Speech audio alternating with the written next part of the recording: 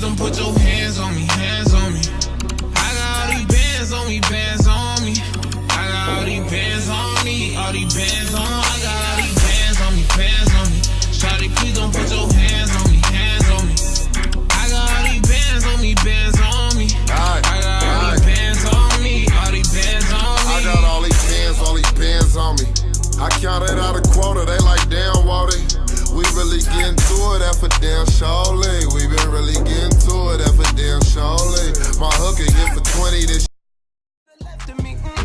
We was lurking on her, ain't show no mercy on her. We was going back to back, we put a curfew on her.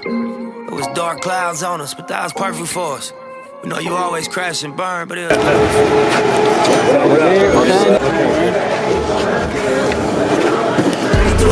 Double check the details. Gotta cross my T's and dot my I's or I can't sleep well. Millions off of retail. Once again I prevail. Knew that shit was over from the day I dropped my pre-sale. Hold up, let the beat build. See me in the street still. I've been fighting battles up a steep hill. They gave my road dog 12, it was a sweet deal. And I've been riding solo trying to rebuild. Look, I was riding around in the V12 with the racks in the middle. Had to pray to Almighty God, they let my dog out the kennel. When you get it straight up out the mud, you can't imagine this shit. I've been pulling up in the drop tops with the baddest bitches. Young nigga been focused on my check. Got a new coupe wrapped around my neck. Tryna put the water on my potato. I got killers to the left of me. Look, under no condition would you ever catch me slipping. Motorcaded shooters plus the Maybach chauffeur driven. If they catch me with it, don't send me off to prison. Judge ain't sympathizing, court don't show forgiveness. Engine in the Lambo drowning out the music. Sip Dior with the flowers, 5 gold Cubans. Champagne while I shop, hope I splurge foolish. Closing escrow twice this month, both commercial units. Damn, I wish my nigga Fast was here. How'd you guys initially begin the group? Or let's go a little further back, like how'd you guys end up meeting and like choreographing this whole thing together? I mean, anybody want to go? So I guess I'll go. So me and Harold met. Harold was doing some work for me. He used to do websites. And Harold, obviously. Harold here. Me and Harold met. We started doing work. He was doing some websites for me and stuff like that. Different things for another business that I was working on. And then, you know, he came to me. He seen, you know, I'm an entrepreneur. He's an entrepreneur. He came to me and said if we wanted to try to put a show together. And that was something I had already kind of in my mind. But when he said show, you're like, well, what are we putting on? Like a musical, or what are we doing? So it was more of a festival. We went big. But we had already had talks about little smaller things going, but then something big just, you know, worked itself out, so we decided to pursue it. Then another homie of ours, Alex, he linked us up with Chris, which I've known Chris for a long time too, but we were out of touch. Chris from Wasco, my family's from Wasco, so okay, I grew up out there a lot. Small city. Yeah. So, small world. So we as adults came back together and started working together. Kind of the same thing that's going on here. Which is dope because you had just mentioned that you're an entrepreneur, and I feel like when you lose touch with people, that entrepreneurship and that energy just kind of reattaches itself to old relationships, you know? No doubt. Especially when everybody has that same kind of drive. So when you have a similar drive to each other, kind of it makes it work out, bro. Makes it work out. And then it's like you didn't even skip a day. Like, oh, what's up? All right, let's focus on the mission. Yeah, exactly. That's how I feel about it. Like, shit. Instead of just kicking it, drinking beers, playing beer pong like we used to do in high school, or some of us went to college, now it's like, hell no, if we're going to kick it, we're going to do some constructive shit. Yeah. Find a residual income shit. Hell yeah, let's kick it and then make some money on top of it. If you can spend time with somebody, you know, making some money, my son's going to try to come in the show, bro. That's all good. Okay. But if you can spend some time with some people, at least spend some time with some friends, you're going to have to sit down. Spend some time with some friends and make some money, bro. Yeah. Try to make some capital. So I'm glad these guys came to me for that opportunity. Close the door. Yeah, because when you have that entrepreneurship mentality, it's natural. You know, things just fall into place like Tetris, easy. Hell yeah, exactly. So yeah, that's what it comes down to. You just gotta have the right people around you. I mean, So like I was saying, bro, We're gonna go off on some tangents here. So. me and Chris got linked up along with Harold. And we brought him in. He had connections in the industry, so he kind of was our door into the industry. So there's the idea, the door, and then making it happen. Yeah, exactly. And so he helped us a lot with that. And then we seen, how he was into it. He was a lot of help. So we thought, hey, let's bring him in. We see him as an asset to the team, so we brought him in.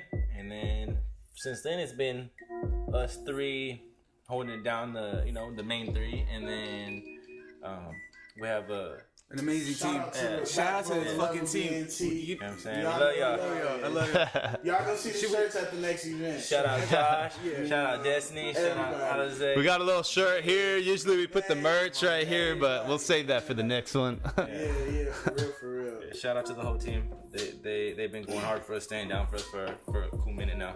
And Yeah, so was it like, I want to say, like, was it, did you have any fear initially? Like, how the fuck are we going to put this together?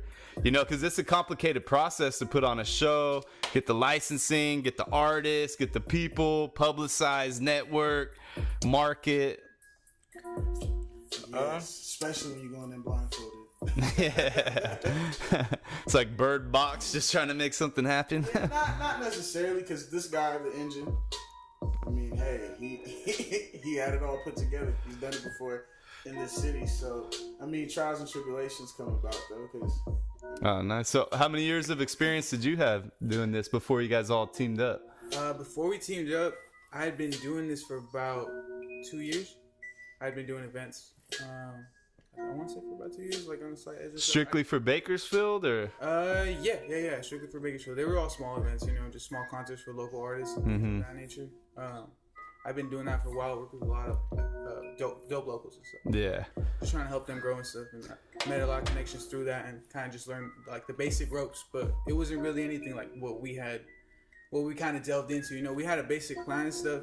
And we were pretty excited about how we were gonna do it starting off. Yeah.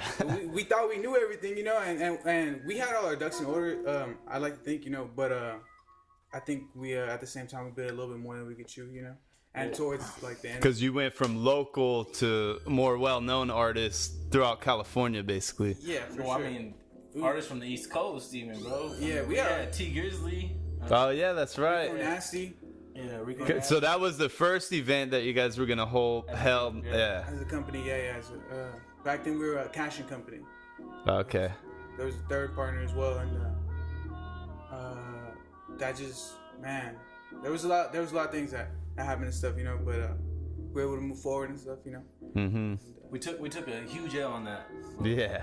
A major L. Yeah, because that's one thing we didn't know if we were going to talk about. But I think it's kind of important in your story, because everyone loves to see, someone be victorious after they fall. For sure. So that was going to be your guys' big show right there. All the hype. I know a lot of artists were talking about that shit. And I was even excited about it. Yeah. But things out of your control happened. And I don't know if you guys want to touch in on that or...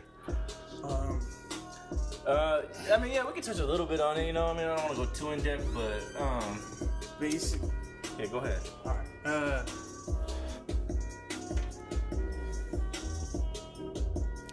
So let's start off with the name of the event. So the name of the event, it was While your wheels are turning. it was known as KC4, Kern County Creative Culture Carnival. Yeah, which I thought that was dope because, like we were talking before the show, that's actually what I'm studying is like entertainment management and setting up shows like that. And that's a passion of mine is combining cultures, whether it be R&B, hip hop, even rock, some country, whatever, just combining cultures and getting everyone together. Definitely. So when I seen the Culture Carnival, I was like, oh, that's dope. And that's what we were trying to do. My intention as an event, I like to think of myself as an event coordinator. My intention has always been to just bring people together. when I first got into this, you know, I just wanted to, you know, have a good time with people that I enjoy, you know, and create a platform for dope people doing dope things. And we're trying to do the same thing with KC4, you know, bring large artists. You know, we had, man, world-renowned artists, you know, really Nipsey Hussle. Rest in peace. Rest in great peace. Nipsey Hussle, you know, thank you to him and his family, and his whole team. E40, you know, one of the legends of California, you know, T Grizzly, he was extremely hot at that time. Sweetie, Rico Nasty. We ended up adding Young Drummer Boy, and we had all the best locals. You know? Yeah. Every single local that is doing things was on that card. Yeah, the lineup was impressive. You know, it caught everyone's attention. For sure. And we're really excited for that. You know, that was gonna go really well and stuff. Yeah. You know, unfortunately, like you said, you know, some things came out that were out of control and stuff. We had to shut it down. It wasn't really by choice. We took a major loss on that, you know. And yeah, going forward. Well, before we get too far, do you have like a definitive answer of why it got shut down specifically? Because I still get asked about that. Like, what happened with the KC4? What's going on, you know? We can touch on it a little bit. I mean, you don't have to go into detail, obviously. It's in a way, The county wasn't interested in having certain artists performing in their jurisdiction. Yeah. I was just gonna say the power. Was it because they felt like there was going to be some drama involved with those I artists? think it was a little bit of everything. I think there was a little bit of politics in it. And then also there, you know, there was potential for some problematic things to happen, you know, with any show, anyway. Yeah. So, you know what I'm saying? They want to make sure you got all your ducks in a row. That And was just another reason for them to not, you know? it's like, you're going to have who, where, when? Nope. Yeah, and it was strange because the entire time they were pretty aware of everything that was going on. I wouldn't even say pretty aware. They were aware of all the artists that we're gonna have and everything that we were going to do from the beginning before we even promoted the show or announced it or anything like that. So, you know, they towards the end they kind of like shut us down, kind of working around us and stuff. And, But they showed some interest in, there's a possibility that we'll let you guys do this. No, they it was let yes. us. They let us. Yeah, we we didn't have okay. permits. It wasn't we. Yeah, so then that's why you guys were marketing it like, no, it's going down. Yeah, we didn't spend $50,000, you know, and just Yeah. not have any confirmation that Yeah. we could do it. No, We had to yes, everything all our was ducks in okay. order. Our bookings, Yeah. shit. We got shut down at 3 different venues, literally, and you know, I don't know. Yeah, we chose different venues. So originally it was a public venue park. Uh-huh. It was gonna be the museum. Which may have been one of the reasons they're like, are you going to have enough security to make sure Well, shit that was doesn't our- pop off? So those things were already covered. They told us the requirements. Porta potties. Everything. Not think about every little Yeah. detail that Well, where's Vanessa going to take a shit, huh? Where's she going to go? emergency exits, you know, You know, but you have to have. I mean, Yeah, I didn't even think about that. Fire escape plans, all that shit. But you know, but with that, with the fire, you're gonna need approval from the city for the fire department. Yeah, so there's a lot of logistics that go into it. Yeah, no doubt.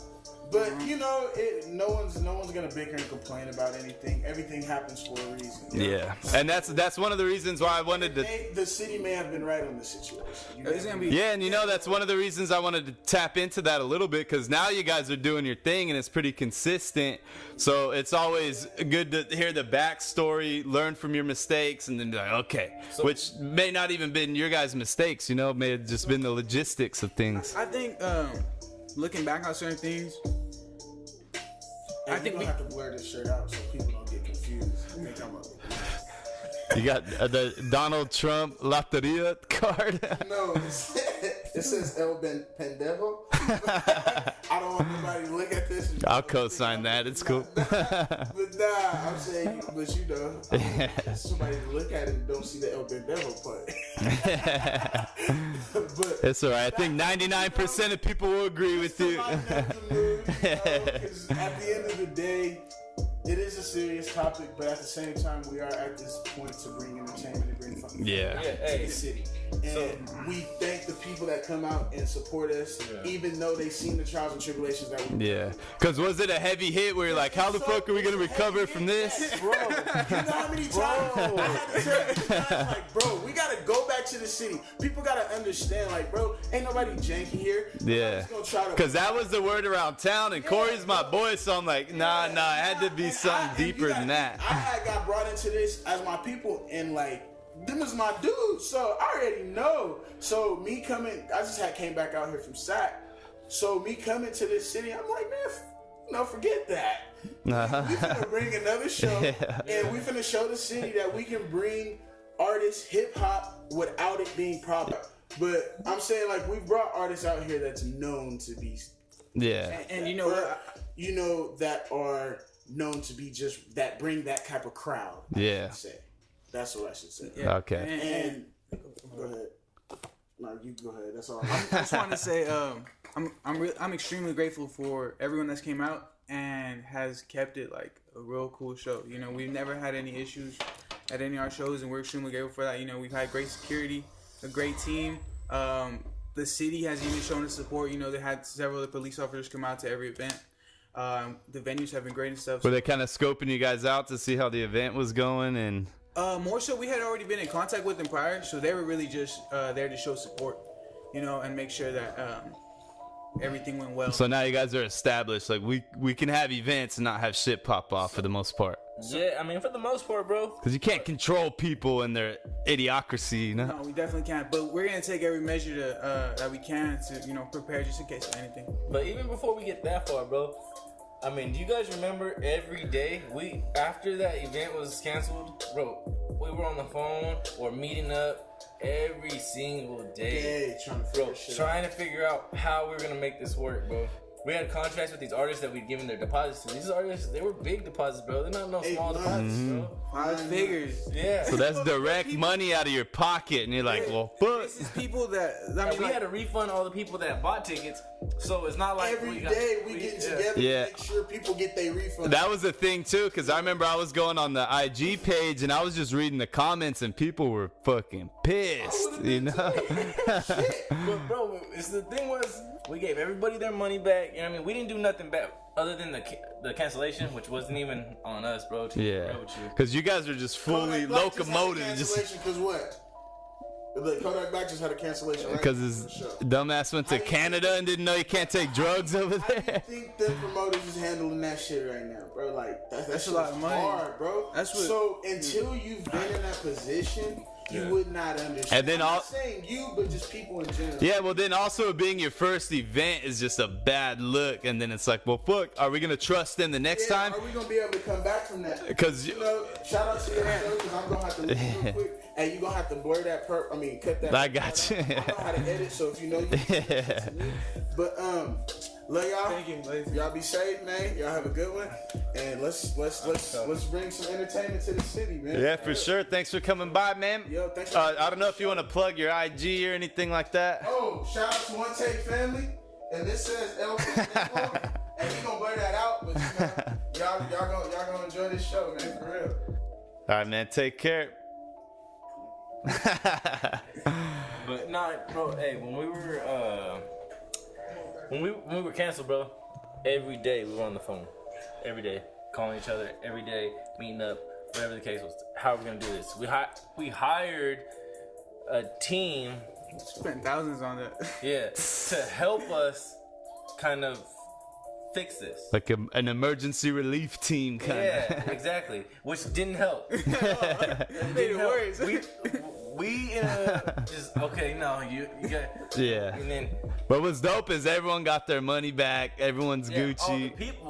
All the people got their money back. Yeah. But you guys are still like, well, fuck. How are we gonna make this happen now? Because we still got deposits out there. Yeah. So we had everything contracts, right? None of the artists. Well, I mean, way most contracts are is, you know, if you cancel. That's it. You cancel. Mm-hmm. That's what their deposit's for. Unless you have some type of insurance or. Yeah, exactly.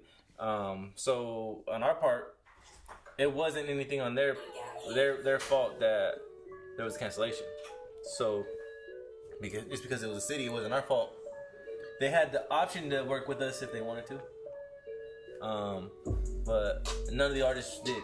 They took the bag and ran. Yeah, none of the artists did, and except for Neighborhood Nip. Shout out to Nipsey. Shout out to Yeah. Nipsey. He held it down for us, bro, and that's why we're here today. Yeah. Literally. Yeah, see, that's Only dope. here because of Nipsey Hussle. Yeah, the energy he put into the world. I mean, we took a tragic loss with that. Yeah, no doubt. Not just his family, his friends, his block, but I think everybody took a tragic loss with that. And then it just goes to show, like, the love that he had helped almost solidify what you guys had going on, because you guys were like, well, you can continue the story. Yeah, so I mean, we were the event was canceled in March. We went every single day trying to figure something out, and we finally got something locked in August. August 18th. August 18th. 3 days after his birthday, matter of fact. Damn. So it was like a birthday thing too at the same time. But what the bad luck for us was, we picked him specifically because it was like a calculated decision for us to. It was a calculated decision. You know what I'm saying? The reason why we chose him is because Victory Lap. That was something that had been long awaited. Yeah, and he was like on his publicity tour and pushing that album. So we booked him before Victory Lap, knowing Victory Lap was gonna drop. Yeah. And we knew, hey, it's gonna blow. Like, Yeah. we knew. Which is smart, because he was doing a heavy press run too. Yeah. I think that's when he got mainstream, was with this most recent Victory Lap. Yeah, no doubt. And so we booked him before that, and we knew Victory Lap drops in February. In March, people are still gonna be banging that music. You know what I'm saying? You know what I'm saying? People are banging it now, Hell yeah. but Still banging every day. yeah. But we knew people were gonna be listening to that heavy. For sure, they're gonna want to come to our event, right? So we didn't think we were gonna get canceled. So what comes after having dropping an album? The tour. Mm-hmm. Well, his tour started. Yeah, so you were like the pre-tour date to his tour. Yeah. So we didn't have. He was booked across the country. So we were pretty much trying to find a date that would work with his tour, and none of it was working out. Either he already had something there. But you guys are like, we got him. We just need to figure out something where it's gonna work for both teams. Yeah, and so they really they went above and beyond for us, bro. His whole team. Shout out to JP, shout out to J Rock, shout out to Adam. They came out. Hey. And they went above and beyond for us, bro, to come out and hold up their end of the bargain when they didn't have to. You know what I'm saying? Like contractually, they could have been like peace. And You think that they were like kind of respecting the hustle? Like, hey, we see what you guys are doing. We're gonna make sure we hold up what we can if it works out. I like to think so. To be honest with you, I like to think that his team, the people that we were dealing with, were pretty aware of our situation. His price had gone up like ridiculously for shows, for hostings, all that. So they gave us a really great deal on their hosting and stuff, to where we actually at this point we had no capital. We had lost it all. We were completely in debt.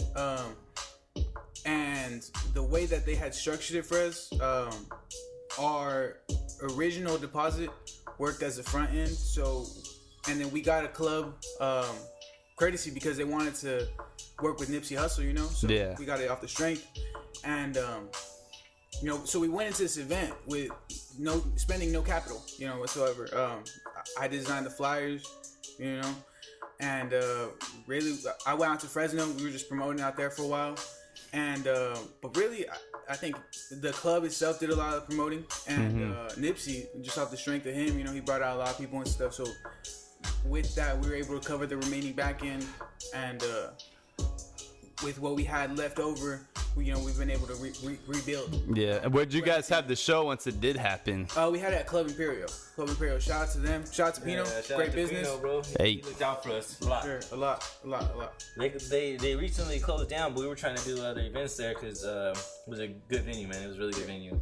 We liked working with them. It was easy to work with. Yeah, that's dope. So did that kind of solidify you guys? Like, okay, now we can start putting more shows together, or how did that process work afterwards? I feel like it rebuilt our confidence, bro. Like, It's the same thing. yeah, because like we were confident going into it, but then that cancellation, like, was like a reality check. You know what I mean? You get punched in the mouth. Yeah. You know, like, hey, Hurts your ego. You're like, damn. Like, hey, you better put your guard up, bro. Like, you know, you gotta be ready for, you know, a lot of stuff coming at you. And so, with that, we pretty much got Nipsey booked. We were not so confident at first. Then when we got it going, you know what I mean, we kept it rolling. Like, you know, started feeling it a little bit. And we had 10 days. Bro, remember that? Yeah, 10 days promotion. So it was such short notice, bro. But we took what we could. Like, we talked to JP. We were like, hey, bro, this date's available here. Because what would the ideal time span be for like promotion for an event like that? Well over a month. We usually shoot for 2 months, to be honest. Yeah. And have it like start to get it bubbling and then really push it. Yeah, no doubt. Yeah, for sure. So it was bad, bro. 10 days, but Nipsey was hot, man. Nipsey was hot, so we were confident in it. And the club was hot too. It was a hot club, but it was jam packed though. Yeah, bro. We had. Oh, I bet. Bro. It was crazy. People showed out for it, bro. In 10 days, I seen people with All Money In shirts. You know what I mean? Damn, all kinds of Nipsey just showing love everywhere. Yeah. It was amazing. It was dope, and sure. Nips like been my favorite rapper for ever, bro. Yeah. He's been my favorite rapper for the longest time, bro. Like, soak up game in his music. You know what I'm saying? Mm-hmm. Well, all it is game. You know, he's like laying the blueprint. Yeah, it's like the reason why we booked Nip. Yeah, dude. I was like, hey, we gotta get Nip. Yeah. But All Money In. All money in, you know what I mean? And so, I live by that. You know what I mean? All money in, no money out. Yeah, like I'm not gonna lie, I wasn't the biggest fan. I would bump his music and shit like that, and I always respected the hustle, but I was always on like different waves. But since his unfortunate passing, it's like, bro, like I think the shockwave just motivated people. Yeah, bro. You know, the marathon is really continuing in everyone now. And that's great, man, because like at first, I'll look at memes and I'll see stuff like on social media, and it'll be like real fans kind of hating on like the new following days in, like, oh, now you guys are Nip fans. Yeah. And I see it, but I'm like really happy, bro. I'm like really happy that all these people are seeing what he's about, and Yeah. like his true greatness, bro. Because he was slept on. I mean, I wouldn't say slept on, but not enough people knew about his greatness. I would say that much. You know Well, he's like this generation's Pac, but the only difference is now the game's so saturated. Back then, there was only like 20 major rap stars, so everyone was paying attention to those guys. Now the game is so saturated, it really brought them to light. Yeah. And then now everyone's aware, so it's kind of dumb that they would, talk down the new Nipsey fans. Yeah, exactly. When the reality is, shit, he impacted everybody. Yeah, and people that they don't even know they're being impacted. You know what I'm saying? Like, for like me, he impacted me a lot directly. You know what I'm saying? Mm-hmm. And then people that I interact with, I'm spitting that same shit that I listen to every day, bro. I'm like, hey, on money in, bro. This is like, don't spend your money on no bullshit. No, you're always gonna put in your money in some investments. You know what I mean? Don't spend your money on an image. Spend it on real estate, assets, residual money, all that shit. Yeah. Just onto that real quick. And to the reason why I think like Nip wasn't. I think like his talent far exceeded what he was, his popularity. But I think to him, his popularity never really mattered. I think he was aiming to really inspire people and to create a very loyal fan base to where he doesn't need 1 million people to know him if those 100,000 people genuinely support him and support his. It's like a cult following. They're loyal to him. I don't know if you guys know about this, but there's a Proud to Pay movement. Like it's like a little movement. It's called Proud to Pay, and you know what I mean, he's saying that himself. Like, hey, they're gonna be proud to pay. You know what I mean?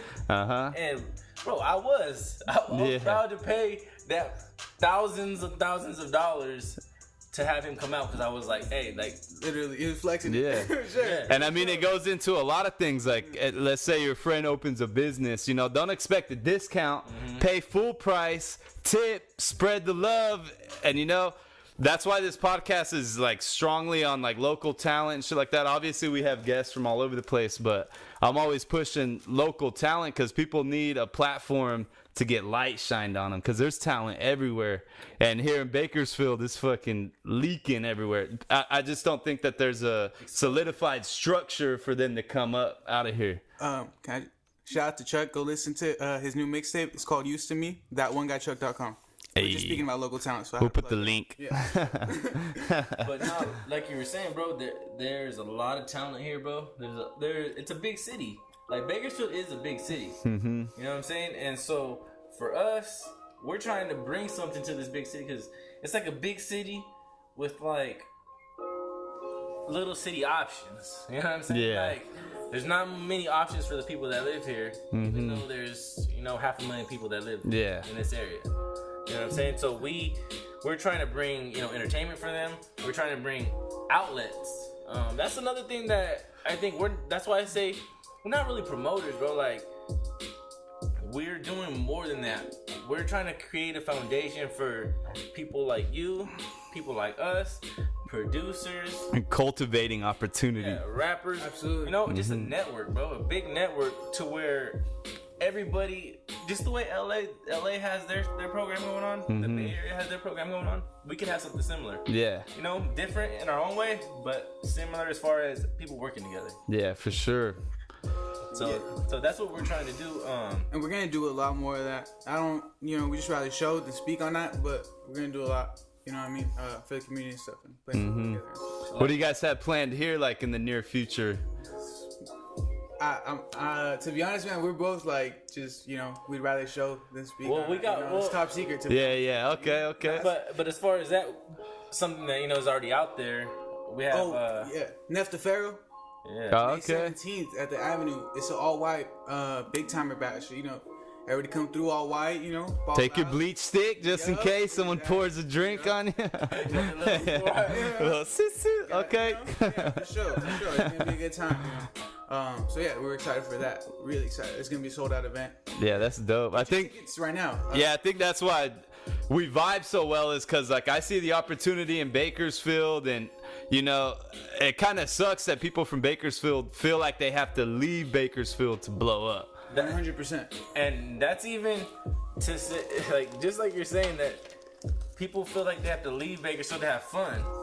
Yeah. Like, you know what I mean? People feel like they have to leave Bakersfield to do anything, you know what I mean? Other than work and be bored. Like, Exactly. Shit, they leave for work too. I think people just sleep here. yeah, so, because it's cheap to live. So, that's one of the things that we're trying to change up, bro. Like, you know what I mean? You don't have to leave. You can do your podcast in Bakersfield. You don't have to leave. Do your rap in Bakersfield. You don't have to leave. Do your shows in Bakersfield. You know what I'm saying? Like, grind here. Create a business here. Yeah, like I was talking about this a little bit before the show. I'm gonna start going to school in LA. Okay. So it'd be easy for me to move out there and do the podcasts out there. It'd be endless opportunity, but I still feel like my roots are right here in Bakersfield. Even when I was living in Northern California, I knew once I came back here, I'd be able to build some sort of platform to get us together, Yeah, for sure. I definitely feel you, and I feel the same way. I'm 22 now, and I've lived in a few different places all over California. I used to live in Texas and stuff, and I always knew I wanted to come back. Not even to Bakersfield, because I'm not from Bakersfield. I'm from Lamont. Hey, Shout out to Lamont. You know what I mean? That's my hood. So, and I love that small town. That's how it made me who I am. So, I'm gonna do all that I can to get back to that. And like I said, we have some things in order for that. But it's just all a matter of time. And yeah, I always just knew I wanted to come back and, like you said, create a platform for people who are doing. Because there's like a weird vibe here. Like it's like a small town with like big city energy going through it here and there. Yeah, for sure. Yeah, a lot of people, bro. Yeah, everyone knows each other, but for some reason, like groups are segregated. I don't know if it's beefs or what's going on, but I feel like once the entertainment shit gets legit here, it'll help ease some of those problems. That's a fact, bro. Yeah. No, I'm just saying, that's a fact, though. If you think about it, we have, what's the population here? It's almost 400,000. So, 400,000. That, if you look at the United States as a whole, there's not a lot of cities that have that many people. Like, there's probably cities with football teams or basketball teams that have less people. Mm-hmm. Yeah. You know what I'm saying? Yeah.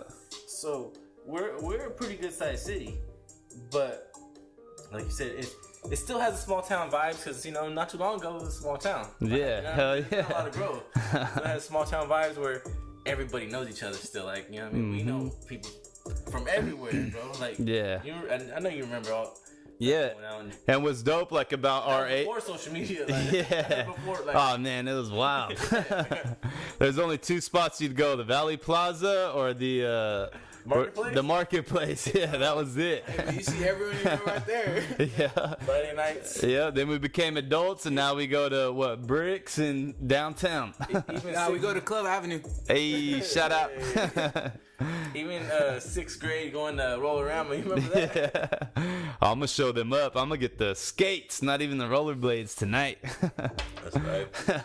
No, but it's dope. What I was gonna say is like in our age group and how we're all entrepreneurs, and then you look at like the cost of doing shit in LA compared to the cost of doing stuff here, and you look at like the real estate value, it's so much cheaper, and the cost of living is so much cheaper that it's a great place for young entrepreneurs like ourselves, pat myself on the back along with you guys.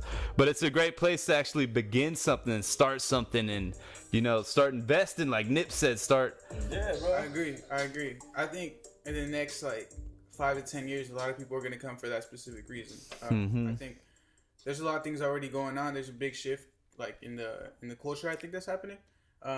And I like to think we might be at the forefront of that, Oh yeah, definitely. I mean, I definitely think we are as far as what we're doing right now. I think we are at the forefront of it. Well, because you asked what the population was, and that's a kind of a funny question because 2 years ago the population was like 300,000. Yeah, look at that. And now we're almost at 400,000 within 2 to 3 years.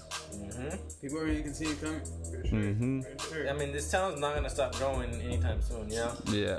With a lot of the things that are going on in bigger cities like gentrification and stuff, people are moving out, Mm-hmm. and they're moving here. Yeah. It's causing. There's a lot of fuckery coming here. Yeah, I don't know if it's good for Bakersfield itself, but it's growing. Mm-hmm. So, like you said, there's a lot of fuckery. Yeah. I mean, that Bakersfield's already crazy enough as it is. But if you sit back and separate the fuckery, there's a market here that's not being taken advantage of yet.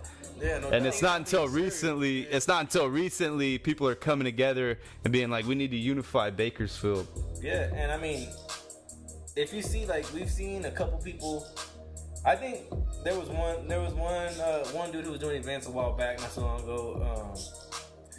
Maybe 10 years ago. I don't remember. Eldra, you remember him? Okay, yeah.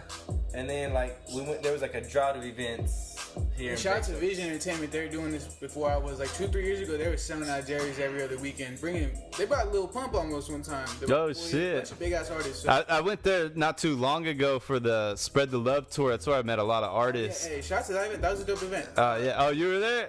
Nah, but Chuck, he headlined it. Okay. Yeah, it was dope, dude. And I was tripping because it's such a small venue and everyone's there supporting their artists. Artists are from all over town. There was no beef, no drama. Everyone was showing love. And then that's what really inspired me. Dude, there's a market here that no one's tapping into yet. Definitely. I agree. Yeah, it's dope to see local artists. I mean, artists at any level showing love to each other, genuinely and supporting each other and, being in peace and working together. Yeah, I think that's the only way we're gonna move forward. Yeah, because when I was an artist out here, let's say 3-4 years ago, I would go through teams, and the reason why I would cycle through teams is because everybody wanted to be the rock star. Everybody wanted to have the limelight on them, and it's no, we gotta build. Some people are gonna have their time to shine here. Everyone's got their own talents that they can attribute to the team. And that unification just wasn't there yet. I agree. Yeah, no, for sure. And I think it's a blessing because, us three, Corey, myself, Chris, even the rest of our team, for the most part, we're not really trying to be in the spotlight.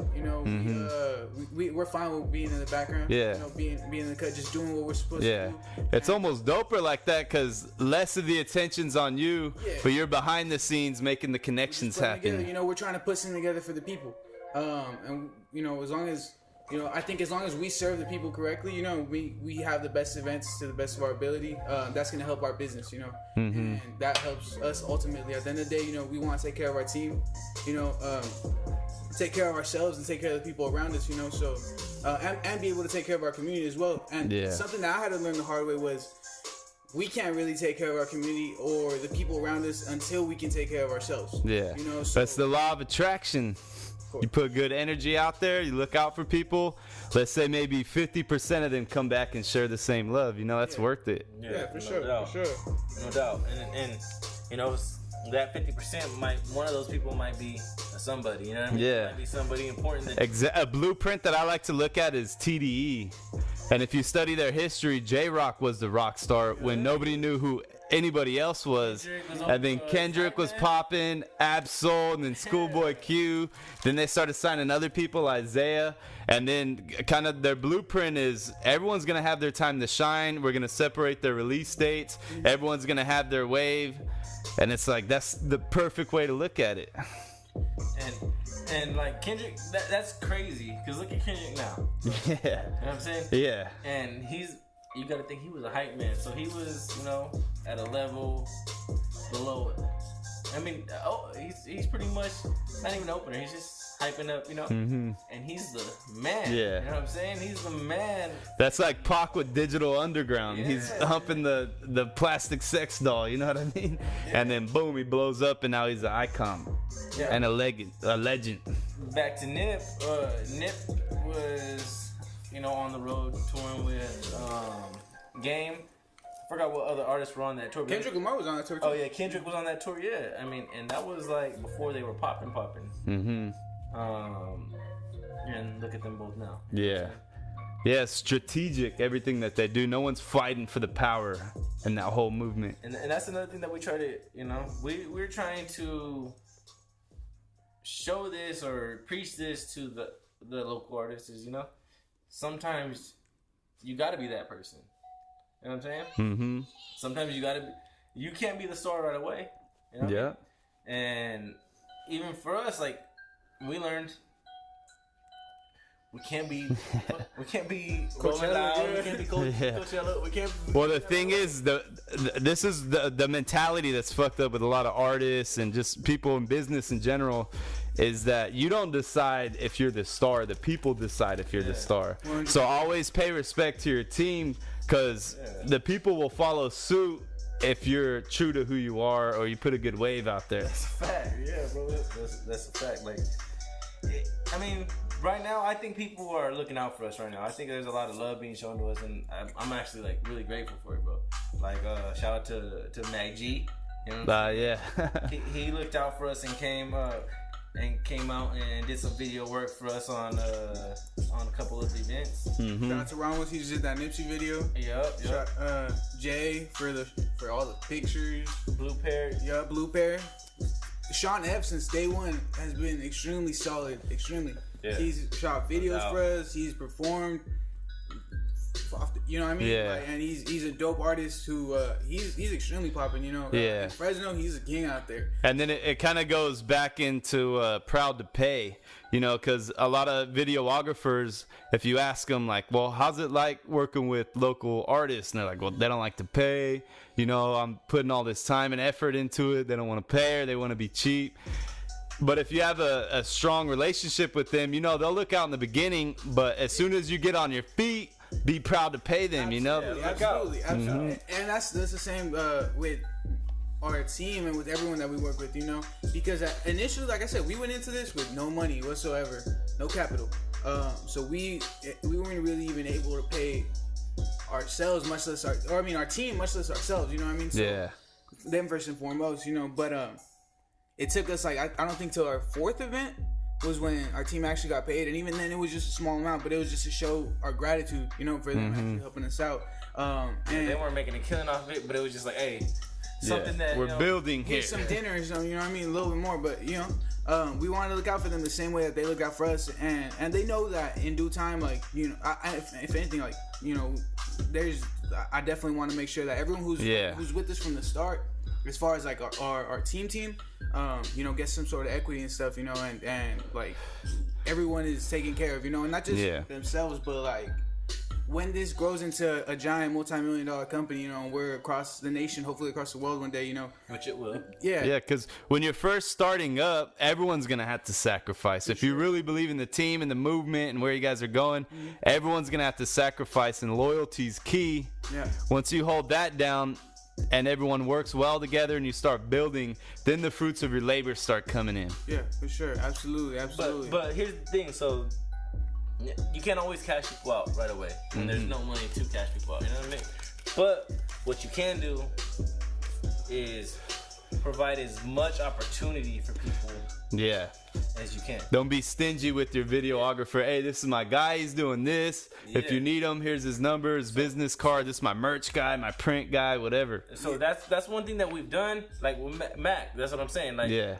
Gilbert. Hey, he's part of the show too. He's been in previous episodes, and Yeah, I seen him he on the shows last love. one. Yeah. I seen him, but so with Gilbert, bro, I told him, hey, bro, look, we may not be able to pay you right away, but look out for us. I'm gonna do my best to get you locked in with any artist that we know, anything you need, and I would do that regardless. You know what I mean? Even if he didn't help, but that's what it brings to the table. You know, we're gonna try to bring something to the table for you to Yeah.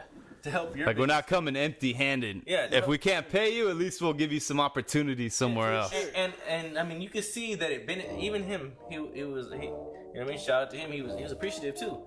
He was like, hey, bro, you helped me get in, and you seen his little event that he had. It was dope, bro. Oh, hell yeah. Dope event. You know what I mean? His Mac G Day, that was dope. Shout out. Fly around me. Yeah, so his Mac G Day event was dope, and he made a lot of contacts through us.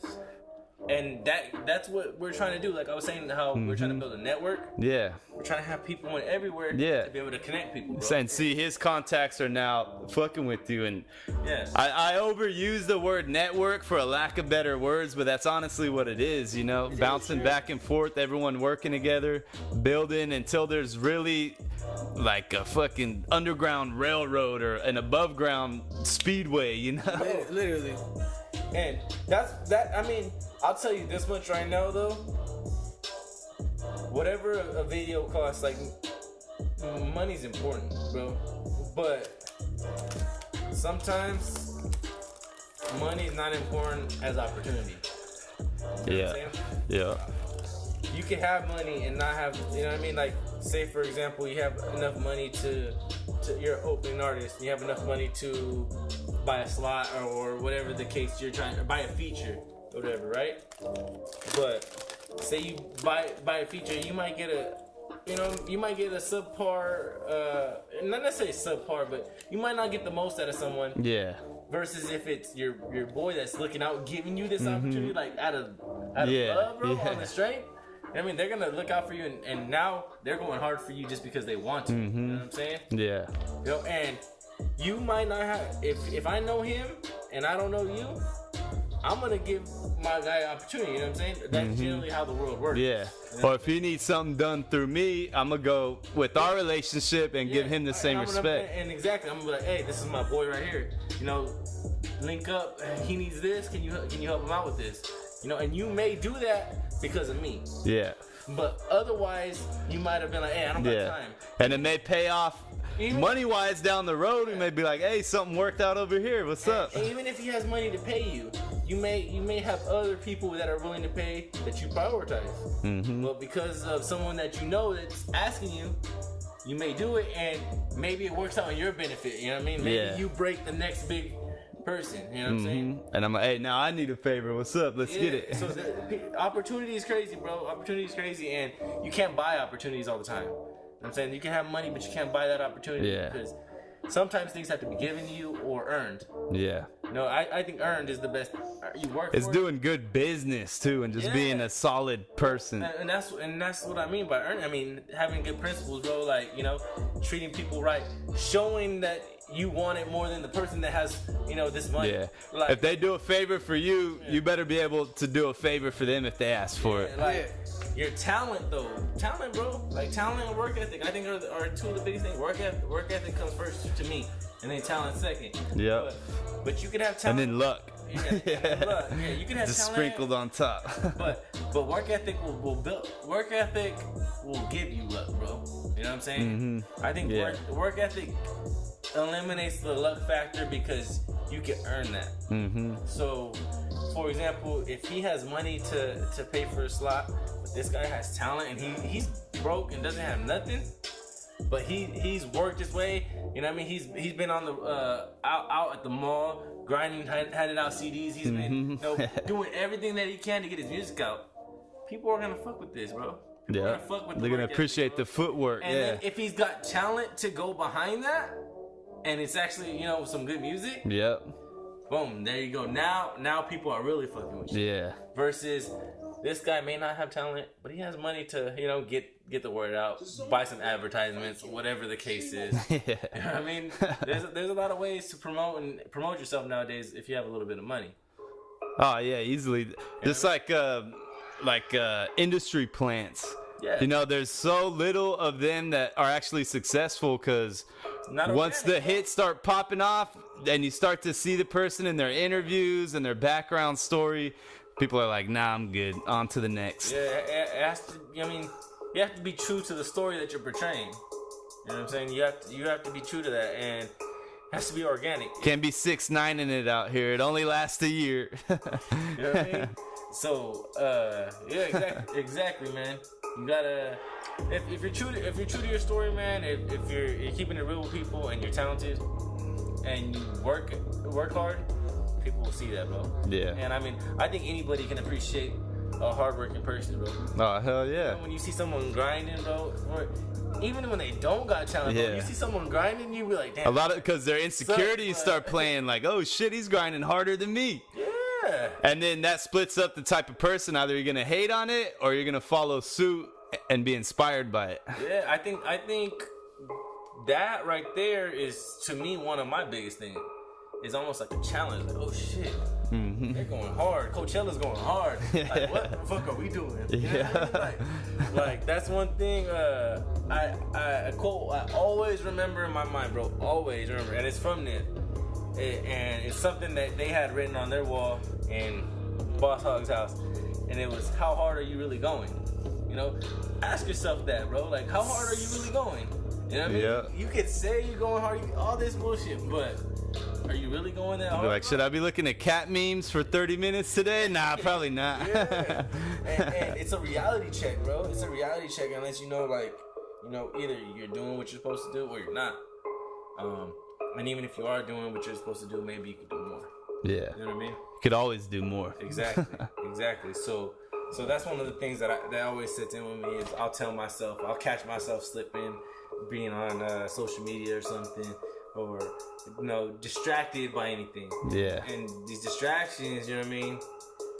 It's a slippery slope. You get a little distracted, you'll start sliding down that hill. I taught my son this, and I swear I learned all this shit. Like, I don't know, maybe it's just, I don't know, but I learned a lot of this shit through the music I listen to because I listen to the words, bro. You know what I mean? I like the beats and everything too, the actual music to it, but the words is what. So you're not bumping Gucci Gang then? Nah. I like the song. Don't get me wrong. The song is dope. It's catchy. Yeah. But you're listening to more inspirational, no doubt, game building, subliminal messages. No doubt. And but it has to have, it has to flow too. Yeah. You know what I'm saying? It can't just be like wisdom. I want to see you bust down. Shout out to Blueface, but no. But I was maybe a few months ago, bro. I was telling my son, do you remember the song by Drake and Nipsey? Yeah. Killer? Bro, old.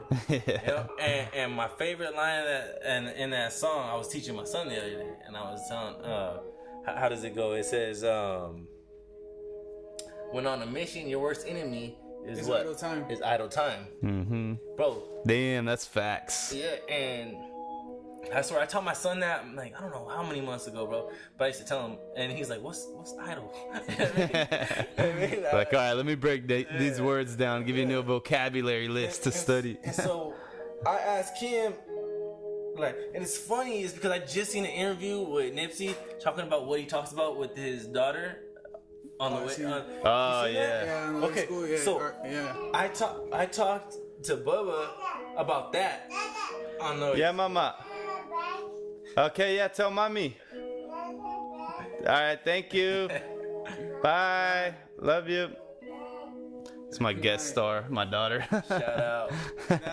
But yeah, I talked to Bubba on the way to school about that, bro. Like just the way he was saying he talks to his daughter and gives her game on the way to school and goes over these things. I'm telling him like, hey, you know, when you're on a mission, your worst enemy's out of time. And then I break it down to him and I'm telling him, and now he'll tell me, you know, he says like, oh, you know, wasted time can hurt your, you know, hurt your goal. Like, hell yeah. He'll break it down in different words now when I ask him. For example, like with this podcast, I used to just do it, you know, whenever the time seemed right. But now I have more of a schedule, like I'm doing a show a week.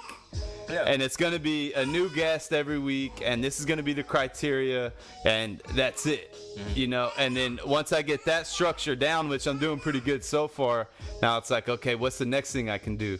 Well, let's do little segments between that just to keep on putting content out there. And then once I get there, it's like, okay, well, now what's going on with the music? What's going on with the shows, you know? It's like once you make it a pattern and a habit, then you start following that pattern, and it's more easy to program yourself as you follow that pattern. You just gotta build that structure, bro. Once you get that structure in line, it's like there's good habits and there's bad habits, bro. At the end of the day, they're habits, and once you form them, bro, it's so easy for you to stick to them, whether they're good or bad. You know what I mean? You're naturally gonna do whatever it is that habit is. So, like, if you're working out, you go. Yeah, it's the same thing with working out. It's a habit, and you know. You start getting gains, you fall into that structure, and you're like, now I'm going at least 5 days a week. Yeah, now you're used to it. You're going every day at 6 a.m., bro. And then on your off days, you're like, well, can I go for a bike ride? Can I go jogging? What can I do? Yeah, and that's the same thing with work or whatever the case is. You know, you build good habits and you start to see success. You start to doing it. You start to do it every day. Boom. I'm doing this every day. Every day. Every week. I'm doing it every week. Yeah. And the next thing you know, you start to see, you know, success. You start to see more followers or more viewers. Then you're like, damn, maybe I shouldn't Netflix and chill so much. Maybe I need to get up off the couch, go on the computer, do something, start making some phone calls. I don't remember the last time I watched TV, bro. Like, for real. Now, I do have something else that takes up my time, though.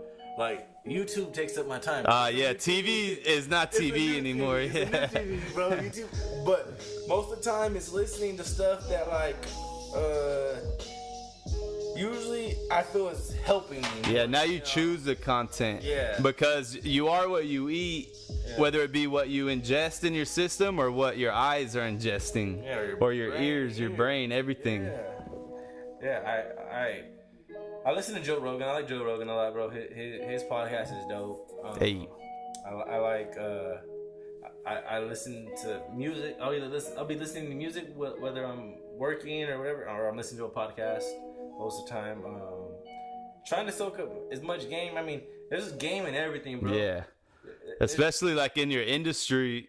I mean, that's what I love about podcasts now is a lot of people in the industry, entertainment specifically, are all doing podcasts now. And let's say you're not as attached to the industry as you want to be, well, throw on a podcast. Soak up some of that game, some of their experiences, some of their stories. Learn from their mistakes or learn from what they're doing right. Yeah, no doubt. Yeah, and I mean, that's kind of one of the things that I want to do is I like learning from people what they're doing right. You know what I'm saying? I like learning from people what they're doing wrong, too, because I don't want to... I know a lot of those people. Yeah. But I hope people, learn from us, too. You know what I'm saying? Like, I hope they see the things that we messed up on. That's why I wanted to touch up on that story. I know it wasn't your favorite topic, but I feel like it's a strong point in your guys' story. No, but honestly, bro, I think I love that now. Like now, I love that. Mm-hmm. Before, at the time, it was a low point in my life, bro. Yeah. Like a real low point, bro. I remember like my heart was broke, bro. Like that money being gone, bro, like gone, disappeared. Never seen that again. You know what I mean? Yeah. It was just like, damn, and that was just like that. And as much as you want to sit back and feel bad and cry in your pillow, you're like, all right, how do I get this money back? Yeah. How are we gonna fix this shit? How long did it take to stack that kind of money? You know what I mean? Yeah. Like that don't just come overnight. Not for people like us. It was you know your what I mean? first event. Well, you guys specifically together, and it's like, well, fuck, that was a heavy hit. You know, we don't have an account from the other ones on some fallback money. Exactly. That was our money right there. Exactly. It's like, you know, if you fall on you know, a second or third one and you have a little hiccup, you have some fallback money from the profits on the first couple. Yeah. But if it's your first one and it's not even like a failure as in like you didn't sell as many tickets as you want to, Yeah. it's like it didn't happen. Uh-huh. You know what I mean? Like you lost the money that you were starting with and didn't bring any money in. Yeah, the whole thing you invested in is just Because like if you have a bad show, say you invest 10 grand in a show and you just don't get the turnout you want, but the show goes on, you don't get the turnout you want. Say you make 7 grand back. You know what I mean? Mm-hmm. You lose money, but you make 7. So you lost still have some money. You still have some money to work with. Yeah. You know what I mean? If you're And your event happened, so now people know, okay, the next event's gonna be similar, if not better than the last one. And if you're a true hustler, you'll be able to, you know, rebound from that and get, you know what I mean? And I believe in that. I mean, I believe that you can rebound from things, bro. Like, you know what I mean? With determination. That's what defines who you are. Yeah. How you conquer your obstacles. No doubt, bro. No doubt. They say the koi fish, you know what I mean? It represents perseverance. You know what I mean? And so I'm a big fan of the koi fish because they say that the reason why the koi fish represents perseverance. Are you familiar with the koi fish? Yeah.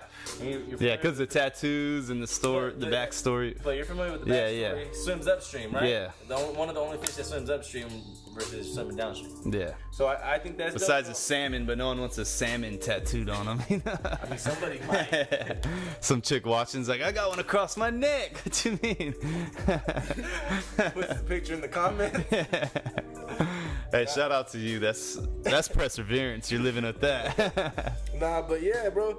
So, I mean, I think we showed that, and like the team, it's crazy. I think all of them showed perseverance, bro. Yeah. Like, it takes a lot, bro. This shit. I mean, we've had people drop out on us, so I'm not gonna say everybody's still here, but like a lot of us are. You know what I mean? And there's more of us now, actually. there's more of us. Yeah. Exactly. We grew. And it takes a lot of perseverance, bro, to see like what we're going through, like the downs, and to still be able to rock with it and still be able to see the vision, you know what I mean? Yeah. And the goal. And things get real foggy, bro, when things are going wrong. You know what I mean? You can't really see your destination anymore. Yeah. And that's for me. I'm sure that's for you. I'm not gonna speak for you, but I mean for me for sure. Just gotta go balls deep into Bro, the mission. You can no longer, like for me, I can no longer see the finish line sometimes, bro. And I'm just like, damn. You know what I mean? You're feeling like, who knows if it's 10 miles away or if it's right in front of you. Yeah, well, they say it's all about the journey. Yeah, and so it's easy to get discouraged. You know what I mean? Yeah. Real easy. But I think we've kind of like put our backs against each other, you know what I mean, and held each other up a little bit. Yeah. And that loss, you know, we've turned it around, and now we're looking good, bro. I mean, we did Nipsey show, bro. That helped us out a lot. Like Nipsey coming through for us, bro. Having all those people out there, bro. Like, it was lit, And you guys are like, woo, okay. it was lit, bro. I feel like the world got lifted off your shoulders a little bit. Yeah, bro. We felt like, damn, we did it. You know what I mean? Finally did some shit. In 10 days, and think about this. We had how many months to do our other show? We had 5, 6 months, 4 months, half a year, maybe more. To be honest, it's from when we started playing that event, and for this one, Boom, 10 days. 10 days, bro, and boom, success. Hell yeah. You know what I mean? Yeah. And then that little taste of success motivated everybody. Yeah. Okay, cool. You know, we could do this. That's And dope. and then we did RJ here in town. RJ went good. It did good. RJ did what it was supposed to, or what he was supposed to do, like that event. You know what I mean? His team came through. Shout out to them. Shout out to the RJ's camp, Amio. They looked out for us. They've been actually they've helped us out a lot. To this Shout out point. to Ty. Ty has helped us out a lot. You know, he's been, you know, as far as advice goes, as far as providing other contacts, providing just advice, bro, on you know, maybe you should do it like this or whatever the case, or no, you know, maybe not. Yeah. You can provide opportunities. And opportunities, yeah, providing opportunities. I think he's seen, well, like what we were talking about earlier, work ethic. Yeah. Us really trying, you know. Like, all right, I respect the hustle. You know, they're gonna build it into something. So he provided us opportunity to do something as he's seen that, hey, you know, these guys are serious. Like we were saying earlier, we could have had money, but he provided opportunity for us because of our work ethic and what he's seen from us, bro. It's just putting those good vibes out there. It's a law of attraction. Just back to that real quick, actually. Just to speak on like character and stuff, and looking out for people. I can't even count like the times that Corey's called me and be like, "Hey, you have so and so's number for so and so. Hey, can you plug me with this? You know what I mean?" Looking out for someone else, never really like for himself, you know. And I try to be humble, so I've done that a lot for a lot of people, you know. And as a company, we've done that for a lot of people. Shout out to DJ HB. She looked out for us a whole lot, and you know, it's really dope. I'm extremely grateful for us to be in the position to where, you know, we had an event featuring AZ Chike. I think that was, extremely proud of her. Extremely, like, I love Ash. She knows it. You know, we both do, for sure. And we're both definitely very proud of her. But she's on tour right now, right? That's what I was about to say. That's what I'm trying to get. So she DJ'd for AZ Chike, and to be honest, I think that was our most lit event that we've had. Like, and it was dope because, for sure, Chike had it turn. And it's dope because every event we're getting better, you know, and every event is getting better. Every event is getting even more turn, you know, and everyone's enjoying themselves more. Everyone's, you know, shouting us out more. Our following has grown ridiculously. You know, we've doubled in about, like, I don't know, when was the RJ show? RJ 6 months ago, maybe? In September. So, Or no, October. Yeah. Just in a matter of months, like we've gotten a pretty solid following and stuff, and a pretty like I don't want to call them fans, but supporters. And because of that event and how great it was, AZ Chike was a really big fan of Ashby's, you know, work ethic, like we're speaking on right now. You know, and he tapped her to be his personal DJ for his own tour that he was headlining, and then now she's going. That was all over California, all over the West Coast actually, because they were in Oregon and Washington as well, and I think in Canada as well. And now she's going all across the nation with Shoreline Mafia and AZ Chike, you know, so doing it. $2,000 person venues, you know, and who knows if that would have happened if not for us having that event. Yeah. Well, and check this out, and I don't want to say this because I don't want to speak on, you know, different costs, but she looked out for us. And she did it on the strength. She did that show on the strength knowing that, you know, we kind of needed it. Yeah. And then it paid off for her in the long run. In return, I mean, it's an opportunity, too. It's like, okay, now you're getting seen by AZ Chike, who she's talented but may not get seen. Yeah. Now her talents are being seen, and she has the opportunity she can seize that opportunity herself. And with she that did. work ethic. And she did. They seen her talent. Now she picked up one. Now she picked up another one. Damn. And now she's It's doing like, it, look, you know it what I mean? paid off. I'm glad I looked out. And then it looked out. The opportunity looked out. And that's what we want to continue doing. Hell yeah. And we're grateful to be in that position. Because you can't buy that. Like I'm saying, you can't buy that. Bro. Yeah. You can't buy your way onto AZ Chike's show just because you have a little money. You can't buy your way onto Shoreline show. Yeah, take some key of loyalty in there somewhere. Yeah, some loyalty and some work ethic and some talent. Like, you know what I mean? People got to see your talent. You can't always pay for people to see your talent. Yeah. You know what I mean? So it's dope that she's doing that, bro. I was watching her snap. Her snaps are lit. Yeah.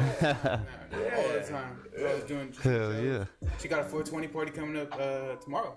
Tomorrow's It 420. was sold out like in 3-4 days. She was lit. Damn. 1 second, I gotta take a pause because I gotta take a piss. I'd rather take a pause than cut it short, you know? Okay, so we're back. My apologies, I had to take a break. I got a bladder like a jelly bean or like a 2-year-old. No, but yeah, I like where this conversation is going because, I mean, it's an inspirational story. And what, you guys have been going at it for maybe a year and a half, 2 years now? I think we've been. This is a year. Well, it's a year, so we're just. It's a crazy. year from KC4, the day that Nip passed. Rest in peace. So rest in peace. Hey. Yeah, absolutely. So check this out. What's crazy? Oh, okay. Just all right. But before that, prior to us even having the day of the festival, we had probably been doing it, had it organized for about 6-7 months before that. So I would say about a year and a half altogether that we've been doing it. But as Levels, how long have we been doing it? Levels was our first event was in August of last year Nipsey. with Nipsey as Levels. August 18th. Okay. As Levels, yeah. When we regrouped, restructured, started something new. And then that's why you rebranded it as Levels. Yeah, so we started a new team. We're 9 months in now.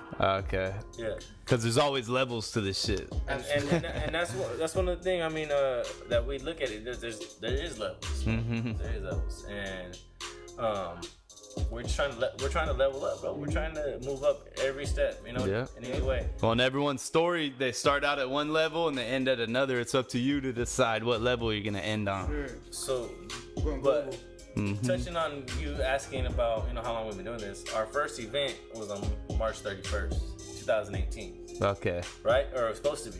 That was Nipsey's headlining show. Damn. It got canceled because of Nipsey. The city didn't, you know, they weren't wanting us to have it. Mainly because of him.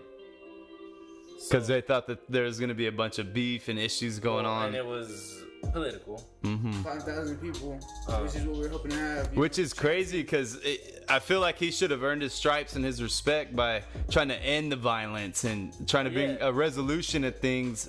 And I think it's people who are ignorant, because I think a lot of people did see past where he came from, but rather where he was going and what he was doing for where he came from. You know, and they didn't understand it till after he died. After he died, bro. yeah. But Then they did their homework and they're like, oh shit, he was really doing things. For sure. I think there were like places that were aware of it, but Bakersfield is just so conservative, especially the people who are in power. That It's a bunch of good old boys running the government around here. But those same people are kind of afraid of having a lot of people with ideologies different from theirs in the same place. Yeah. That's a very powerful concept when you think about it. So I can see why they might be afraid. But we do it with good intention. We do it to unite people and stuff. So yeah, and shout out to them. You know what I mean? We're not talking down on them in any way. More so we want to just show them that we are not, or our events are not what they. Yeah, you're past the negative stigma on hip hop and rap events. Exactly. Yeah, and at the end of the day too, like these people aren't what they think that they are. Hip hop artists, and like you said, hip hop events, have always had like a negative stigma. So we definitely want to take that away. And I think a lot of events in Bakersfield have had a negative stigma.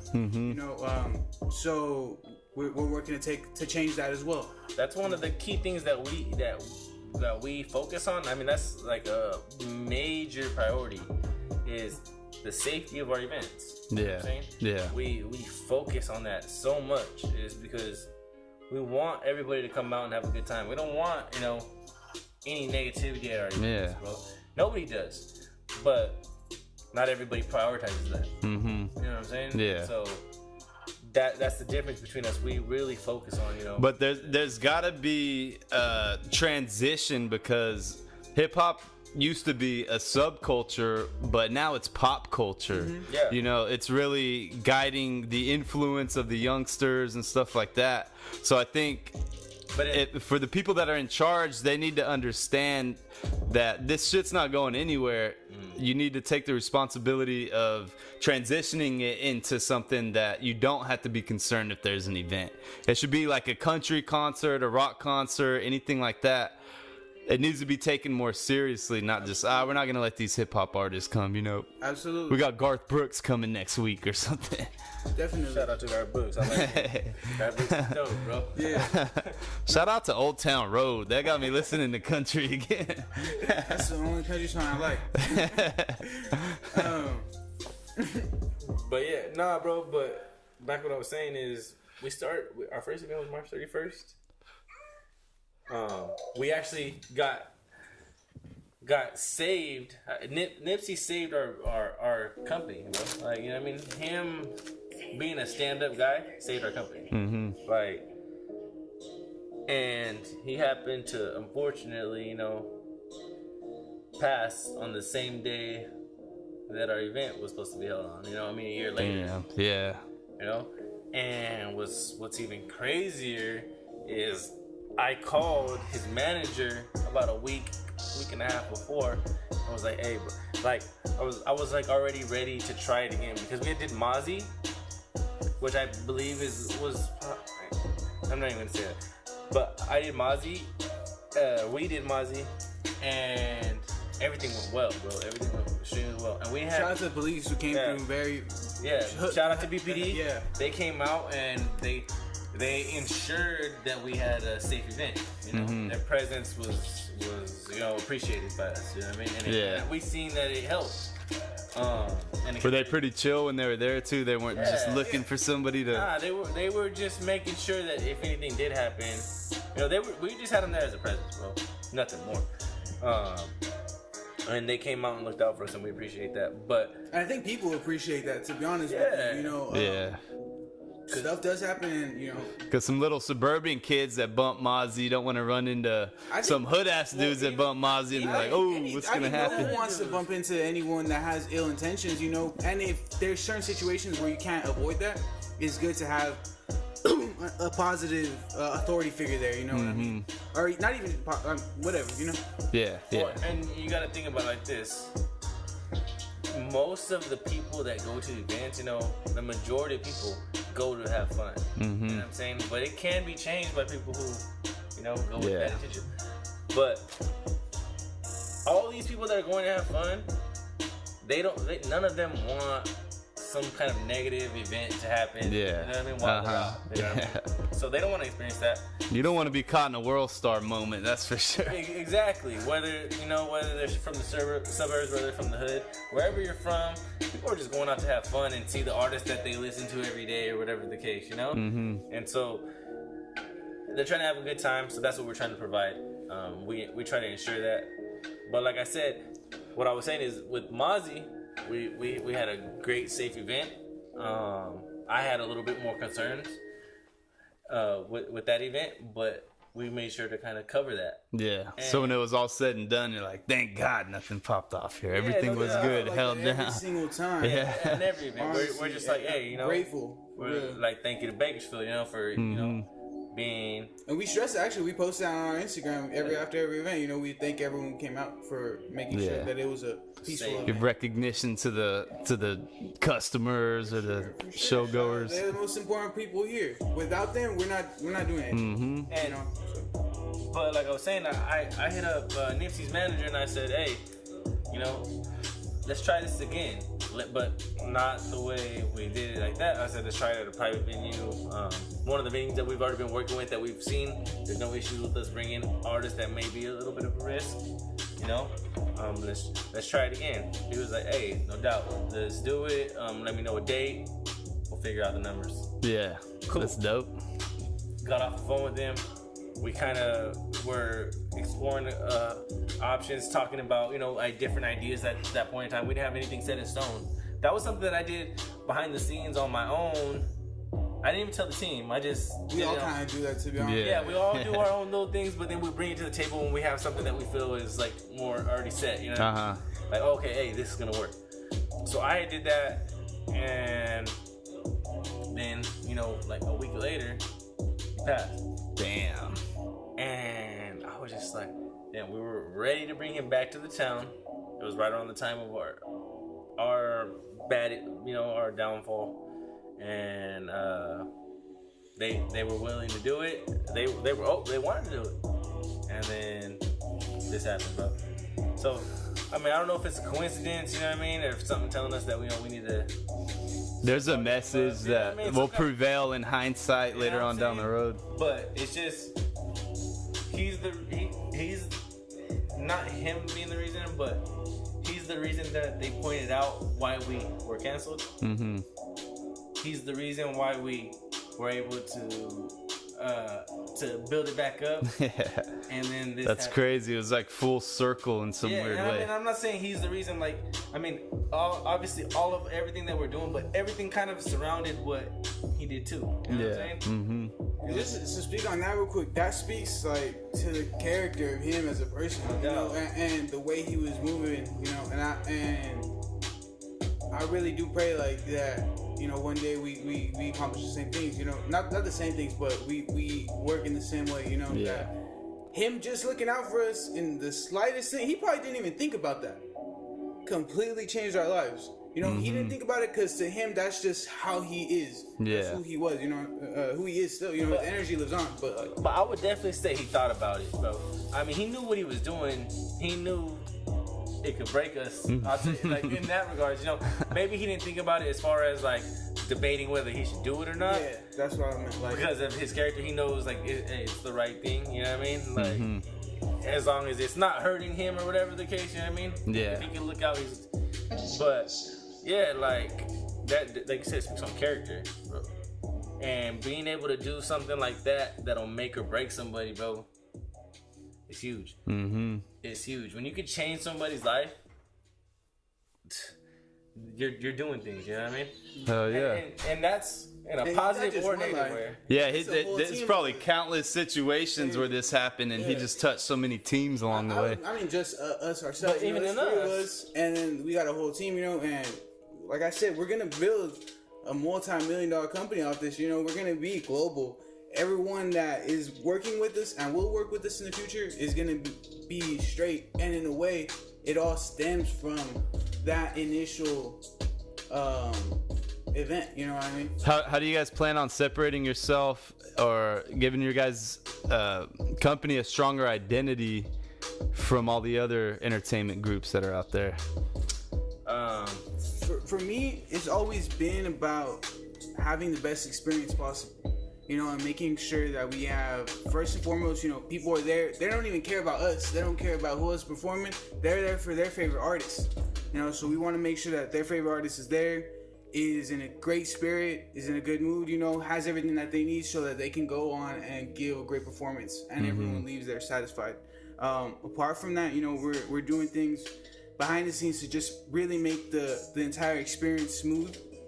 From start to finish, from the time you get in line to the time you leave the event, you know, we want to make sure that you walk out and you're like, wow, that was a really well-run event, you know.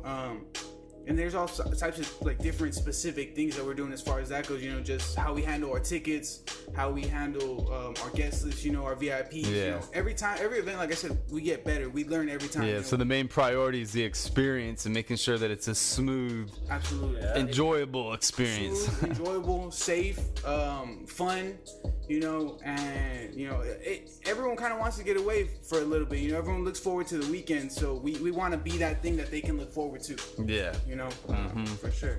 I'm like you said, the experience. That was exactly what I was gonna say, and that kind of goes hand in hand with it, but providing value. You know what I'm saying? You getting what you're paying for, and that goes along with the experience.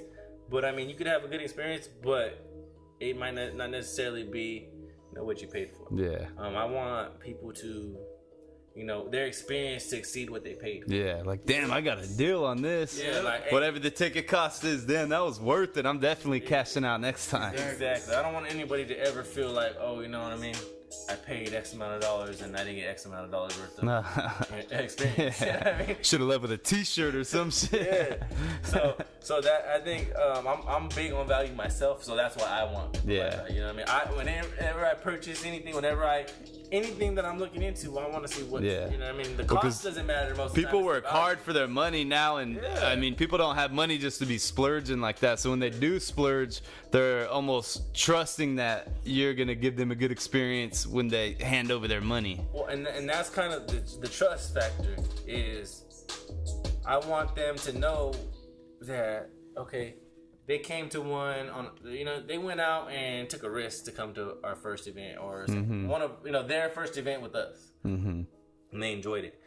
And now, you know, now the next one, they will trust that we're going to put on a well-ran, fun event fun and safe event for for the next one. And start building brand loyalty to where it's like, okay, every event, They know what they're gonna get. You know what I mean? They know what they're walking into. They know we're gonna provide an experience. They know we're gonna provide a safe environment. And they know that we're gonna give them the value.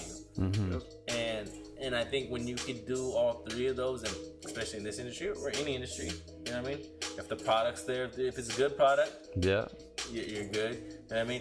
If the value, you know what I mean? What you're charging for that product, if it's exceeding what they're paying for it, or if they feel that way at least, you know what I mean? If you can make sure that they feel well about paying for something, because I think the worst thing is buying something and feeling like you got ripped off. Yeah, well, because that's going to eliminate that brand loyalty I was talking about. They're going to be like, the next one, I don't know. The last one wasn't too lit, so. Yeah, when you feel like you got ripped off, at least a bad taste in your mouth, bro. Like, damn, I bought this. This wasn't even worth half of what I paid. But say you pay, even if you paid a lot, but you feel like, hey, I had such a great time, and it was worth more. I would have paid more for this. How do you guys guarantee that the artist isn't just giving like a half-ass show?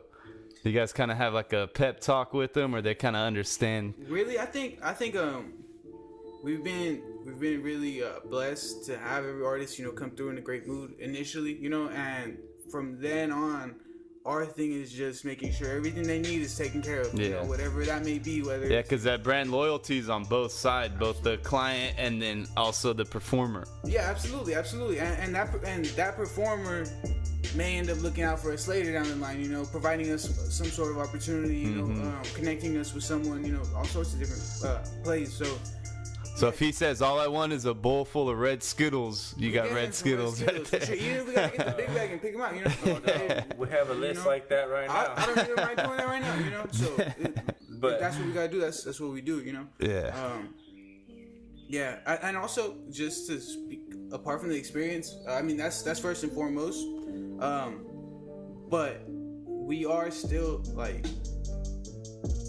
we are doing something greater than just putting together events, and that's how I think that people are going to really get to know the Levels brand, by seeing, I don't even want to speak on certain things that we're going to do, but we're going to do things for the community, doing things to expand and to grow. And I think from not even 5 years, like 2 to 4 years, 3 to 5 years, Levels is gonna be really big, it's gonna be a few different things, all within the entertainment industry, and I just can't wait. I think that'll be maybe one of the key factors that'll separate you guys from other entertainment groups, is not looking at it like a investment and return of investment, rather than that plus what are we doing for the community, what are we doing to give back, Yeah, I'm very purpose driven. I think it's cool because we kind of balance each other out. Corey's very great at business and he's very money hungry, but not in a greedy way, but rather I want to take care of the people around me. And I'm very I'm almost in a way philosophical. I see the purpose. I'm trying to do something, And not to say he's not trying to do anything either, but his priority, and I've always admired this, is been to get what he needs to get to take care of his, you know what I mean? Yeah. So for me, that's also a priority. But there was a period, and even now still, I'm very, like I said, purpose driven, it's a bigger picture, so we're putting that together, and, that's what the plan is. And it provides a good balance. We, like he said, he is purpose driven. I am too, definitely. But I want to make sure our people are taken care of. Well, it's mandatory to have that yin and yang in your relationship. And so and Chris is like a mix of the two. So sometimes he'll lean on my side, sometimes he'll lean on the other side. So it's good for us, all three of us, we kind of balance each other out, and sometimes it's like a committee that we Yeah. We got checks and balances. So if you want all the red Skittles, he'll pick them out for you, and then you can have all the other Skittles. Yeah. And that's the cool thing too. We all no one in this company has any positions. We all just do everything. And that's how I was raised. That's my way of thinking. If you own something, you count all the money at the end, but you also wipe all the floors. So, and I'm gonna treat the CEO the same way I'm gonna treat the janitor. Yeah. So, and I don't mind doing everything. I don't mind picking out the Skittles. Yeah. I know Corey doesn't mind picking out the Skittles. And I'm glad we're using that as an analogy now. I would just say that every time life's hard or something. Hey, pick up the Skittles, bro. No, but whatever it takes to have the best event and to provide the best experience and take care of our people, we're gonna do. That's what we're gonna do at the end of the day. Yeah, Sure. and that was another thing is, like he was saying, we all do everything, bro. Everything that we can do. You know what I mean? I mean, we can do anything, but if it's something that realistically we can do, if he can do it, and we need him to do it, he'll do it. Yeah. If I can do it and he need me to do it, I'll do it. Whether it's in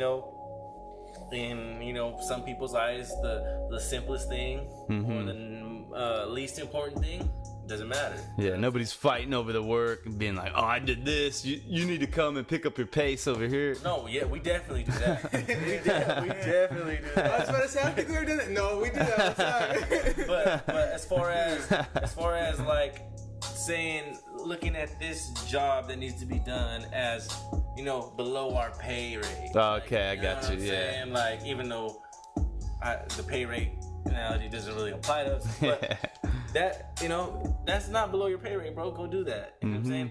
Or me, go do that. And I'm gonna go do that. If we still go put up posters, and whatever. Put up flyers, everything we gotta do, we're gonna do.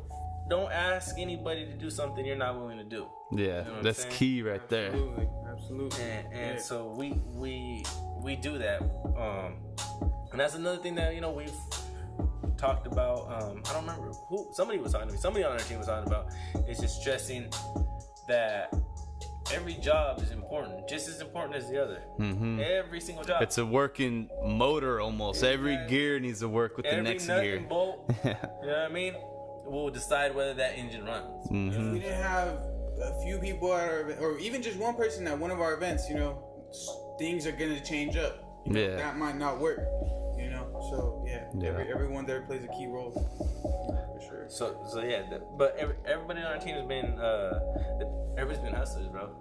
Everybody's been learning a lot. On our whole team, I'm proud of them because adapted. We for the most part, we learned a lot, but it seemed like the smaller stuff that are jobs that are, seen, that we kind of looked over, were a little bit harder than what we what you anticipated. Yeah, handling tickets is hard. And so the stuff that we thought originally was like, oh, we looked over, we seen like, oh shit, you know what I mean? Okay. There is some let's hit the drawing board. We need to get this time management down.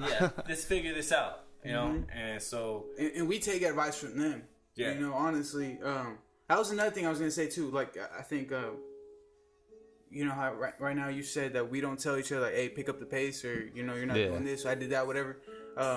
We all do that, and I think it works to our advantage because we have a pretty good communication to where if there's something that needs to be done, there's slack that needs to be picked up, we just have to say it and it's gonna be done. The loose ends are gonna be taken care of. For sure, and everyone's for the most part fairly responsible for what they do, and so. And we're getting better at receiving that, whether it's criticism or being told to do something. We kind of don't. We were more defensive at first. Some of us were more defensive at first. Amongst one another, or? Yeah, well, you know what I mean. And you can't be that way. And we're realizing that, and we're learning that. And so, this today, Hale told me to do some shit. I didn't respond to it, but I just did it. You know what I mean? He was like, hey, you need to do this. I didn't even say nothing. I just went and did it. What the fuck, did that get done? Yeah, it got done. Quit bugging me about it. I remember that for a second. So I was looking like, man, did you do scanning. I saw it and I was like, all right, for sure, cool, we good. And that's kind of the way it needs to be sometimes. Is you just need to humble yourself, bro. You know what I'm saying? This Like, entire thing has been extremely humbling. yeah, absolutely. Like, stop thinking you're the boss all the time. I mean, being a boss is, you know, listening to people that, you know what I mean? I think at least. Be a boss, don't be the boss. Yeah, you know what I mean? Is being willing to listen to the people who, you know, you're dependent on. You know what I'm saying? Mm-hmm. You're depending on these people to do things. So sometimes you have to listen to what they're saying because they may be, you know, they may be right. Most of the time, right? Yeah, Yeah, you got to learn from each other. Yeah. Even because you had mentioned earlier that you're 22 and then you're, 28, 29? Yeah. Yeah, so you got to know that with age doesn't always come wisdom. You know, it's life experience and it's knowledge that you gained along the way. You know, everyone has a different spectrum of knowledge, and everyone should respect that with each other. For sure, and I learned a lot from this motherfucker right here. Yeah. A lot. Every time we talk, I learn something. You know, to be honest with you, and that's the same for everyone on the team. You know, our processes that we have now as a company when we do our events, they're a lot more smoothly, like run more smoothly, and that's thanks to them. You know, they've seen mistakes that we've made. Things that need to be done, you know, and afterwards they let us know, and we've taken that into account, you know, and we've gotten it done. And because of them, is why our events have turned out great, you know. And if not for them, then you know we wouldn't have an event. You know? Yeah. So we're extremely grateful for that. Well, I learned a lot from this guy too. Before we started doing events, he at one point I remind him of this too because I sometimes see it coming out of him, and I'm like, you're the one who told me not to. You know? But and it changed me because I haven't been like that. It changed me a lot. He tried to, you know, taught me like, I would say business etiquette. I would say, you know what I mean? Yeah. I was more like I was very business minded, but I didn't handle myself well sometimes. You know what I mean? And you have to be able to hold your composure in a certain manner. Yeah, and you know what I mean. If it didn't go the way it should have or whatever, I wouldn't, you know, I wouldn't act right. So you're more of the kissing hands and shaking babies type guy, or vice versa? So it's funny because at that point in time I kind of was, and it's kind of switched. Yeah. To be honest with you, now he's more of that, whereas he's more of the kissing hands, you know, getting to know people. He's, in a way, he's a face for a lot of things that we do. You know, he handles a lot of calls, he handles a lot of meetings, negotiations for sure. I leave up to him, you know, but. Now I'm more of a recluse in the sense to where I kind of want to make sure the process is down and the back end and stuff is down. And I'm a bit of an asshole sometimes, and he tells me this all the time, and everyone on my team tells me all the time. I work on it a lot, you know. But prior to that, I was definitely more the kissing hands, shaking baby, kissing baby, shaking hands. I know I said it backwards, and I was fucking everyone up. But you know. Like, we all do whatever needs to be done, you know. So if I gotta, you know, kiss some babies, I'm gonna kiss some babies. And there's a time and place for everything, you know. And there's still times to this day where I get out of pocket, he gets out of pocket, you know. But we do them amongst ourselves, so we know, you know, it's good, you know. Yeah. But yeah. I don't. You know. And matter of fact, at that point in time where I think he literally put that in perspective for me. And he almost showed me like people ain't gonna want to work with you if you act like this. You know? Yeah, trying to be a little shit. And close some doors. You know what I mean? Yeah. Like you can't act like this. You know what I mean? And he told me like I ain't gonna work with you. Can't run anybody over in your Hummer. You know, the deal doesn't go your way. Just all right. Thanks. Maybe we can do business later. Yeah, he told me straight up. He's like, I ain't gonna work with you if you can't handle yourself. You know what I mean?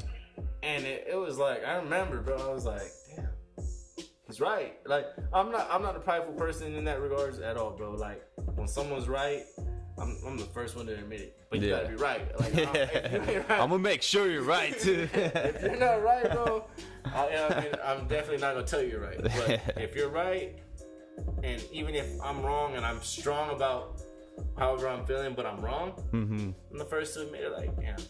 All right, you're right. Yeah. I fucked that up. That's key to learning and growing as a person and a team. Yeah, for sure. And I've had to do that many times. Chris has had to do that many times. You know, the entire team has had to do that. You know, sometimes we all make mistakes. You know, and the best thing that we can do as a team is correct each other. You know, correct each other in a positive, compassionate way. because that's how we grow. That's how we learn. You know, where we are now is due to, you know, mistakes and things that have happened outside of our control. But now we're able, we can look back on that and know what not to do and what to do. Yeah. You know? And so yeah, I'm grateful for that, for sure. That's sweet. So Hey, we've been growing, bro. I see it started out as a seed, Yeah. grew a little sideways, and now it's sprouting up. I mean, in the concrete, you know what I'm saying? But I mean, the growth has been crazy, and I can see it in everybody from all of our team. You know what I mean? All of our team has seen growth. You know what I mean? Dealing with people, like dealing with people is It's not easy. and in these situations, it's less easy than dealing with people on a normal day. So everyone's got risk. There's high money stakes involved. Well, and I'm just talking about consumers even. Yeah. Well, their little $40 ticket or whatever they're paying, that's a money risk for them, you know. Yeah. And a time investment. Yeah, so everybody on our team is grown in some way, shape, or form. Some more than others, but there's been a lot of growth. Regardless of if you point out anybody on our team, you can say, look at what it was like in the beginning, and look at what we're like now. Yeah. You know what I mean? And things get a lot smoother along the way. You know, the criteria that has to be fulfilled in order to get this done, and then, you know, no pun intended, but the levels that it takes to make something happen. I think all of our team members could probably throw their own event now, to be honest with you. They've seen the ins and outs of it. They know how it works. They understand it. And I'm really excited for, like, my goal with everyone around us has always been, and everyone around me in general, has been to put people into position. You know, put people in a position of power, where, you know, as leaders, as bosses, you know, whatever you want to call us, as founders,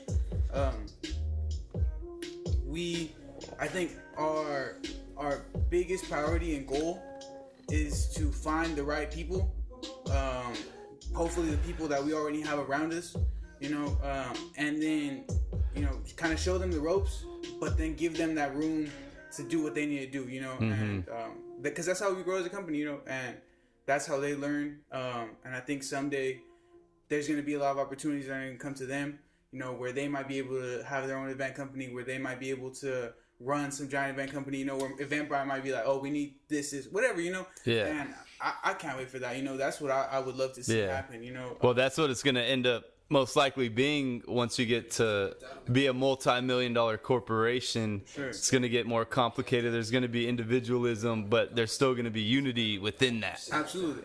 Yeah. Exactly. Is, you know what I mean? Individualism, everybody can do their own thing, but at the same time, we still, you know, hopefully everybody's able to, you know, if they're not too, you know, won't blow up too much, you know, everybody able to still, you know, help with you know, the initial goal. Yeah. Absolutely. I mean, I would love for us to, the goal obviously is to have the people that have been with us, the founders and stuff, to be with us till the very end, you know, to someday when we're global, they got a country each, you know, and they coordinate all the events there, you know, or they don't even coordinate the events now. They just oversee the branches of it, whatever. You got this part of Europe, you got the other part, you got South America, you got South Africa. Exactly. But they're all part of levels, you know, because they all matter a lot to all of us. You know, they're all our friends. They're all people we care about. Friends, you know, family. I mean, it's just it's all like, it's like a mom and pop's business, bro. This is literally for sure, absolutely. This is a family business all the way.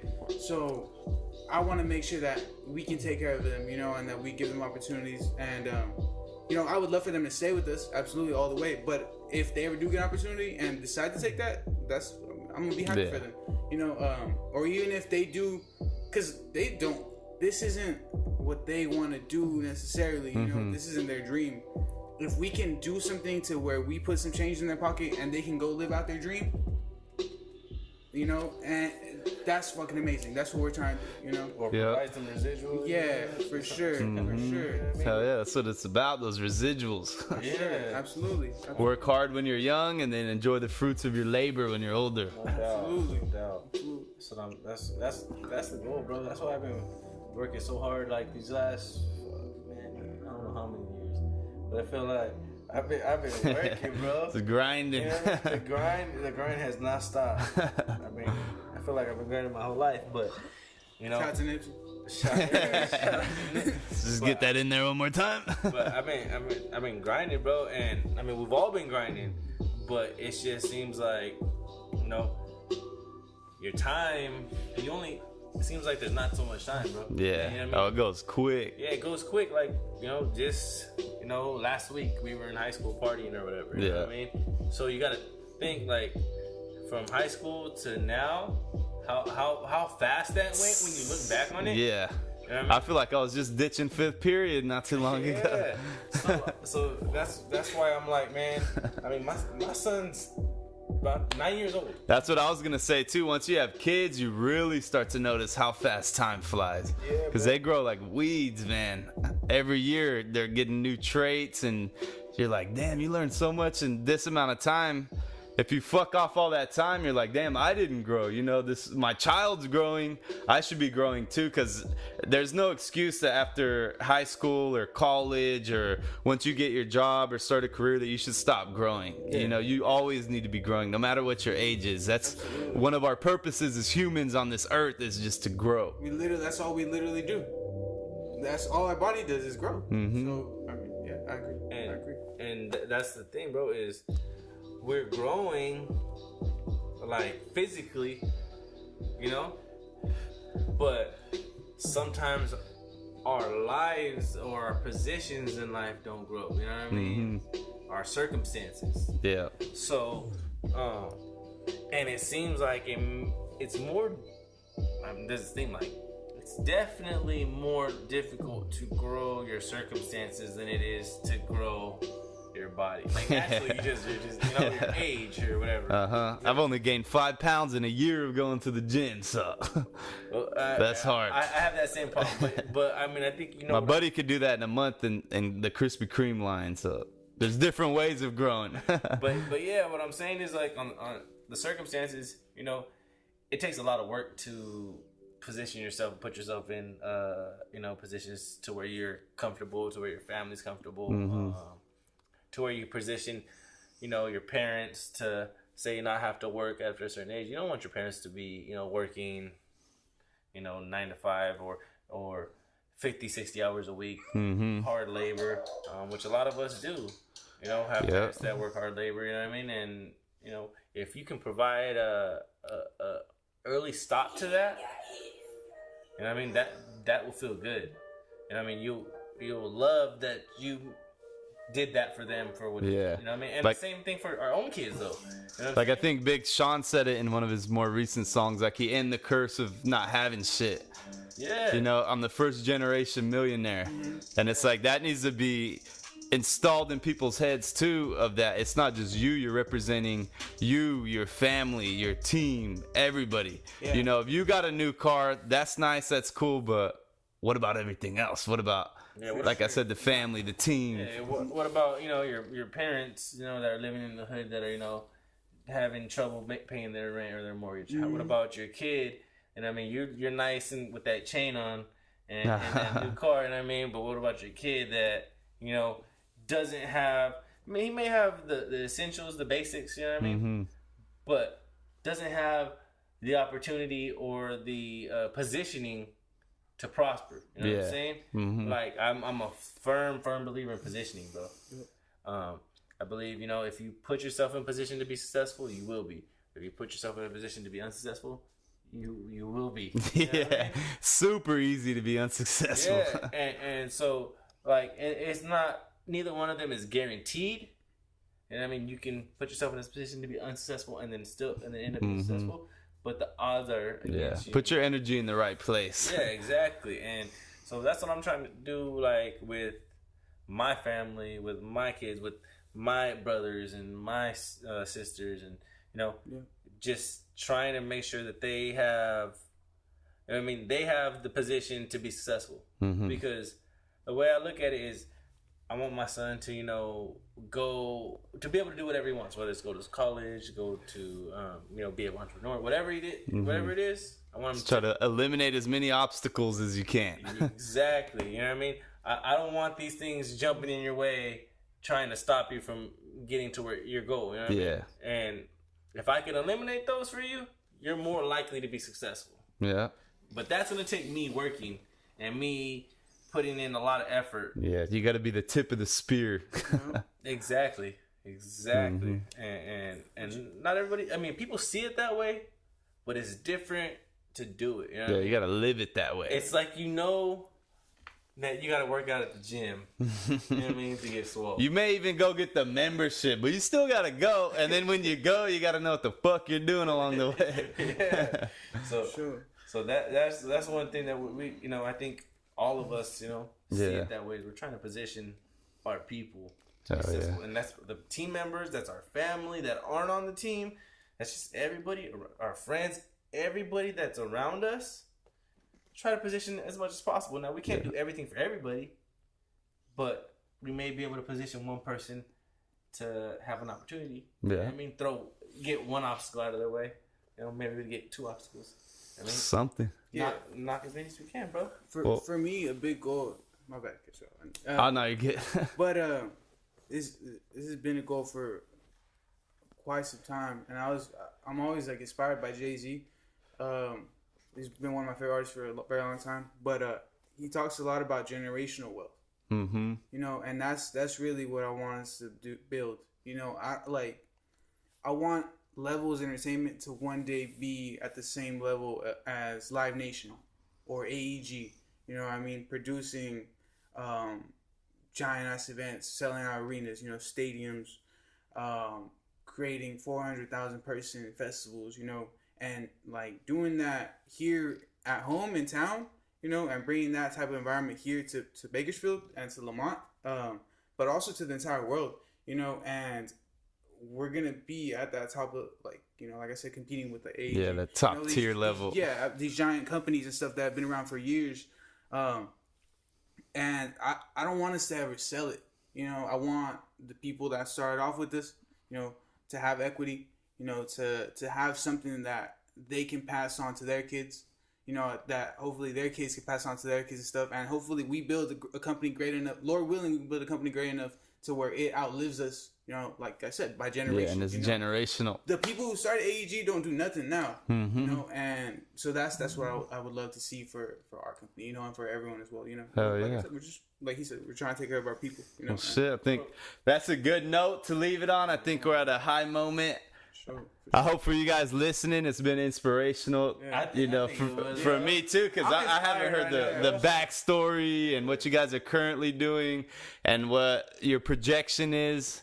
So for those of you guys that are listening, check out Levels Entertainment. Yeah, Instagram is at Levels Presents. Go buy your tickets right now for Nef DeFaro. May 17th is going to be stupid lit. It's going to sell out. All white, big timer bash. Come through, ball out with us, buy some bottles, flex on everybody, you know what I'm saying? You know, that's, you know how you living, you know? Yeah. I see you, come on. And we'll have all the links, you already know. For sure. Shout out to my mom, shout out to Ezra. Shout out to my mom, Shout out to too. the I don't team, think I've too. done that. Shout out to this man right here. Shout out to you for having us, man, for real. Yeah, definitely, man. I appreciate it. This was a good appreciate show. the platform. You know, for us, ourselves having this conversation was good. For everyone listening, it was a good conversation, and this is what the show's all about. Yeah, definitely hope people, you know, can see see a little bit of the in-depth in our story and understand that things can go sideways, bro. And, I mean, you can't recover. We haven't, you know what I mean? We're not where we want to be, but you can recover, bro. Hell yeah. And you We're can bouncing back, for and sure. make your The way that comeback way. will be bigger than the setback. And this is our first show, but it's not going to be our last. You guys are going to see some Shout out to more. my grandma. Shout out to the fam. We love y'all. Love you guys. You guys are dope. Later. Peace. Yeah. That was good, bro. Yeah, my laptop died, so I'm like, fuck, all right, let me wrap it up. Wait, were you recording these on your laptop? Or is that... Nah, this is just the music and everything that I'm Oh, pulling up okay. on True. Cool. Yeah, but it's stressful because usually I have a computer guy making sure that cameras are going good, audio's going good. So when I'm over there and I don't have anyone running this, it's like a little stress in the back of my head. Did we do all right? Yeah, that shit was dope. Not to see how much time it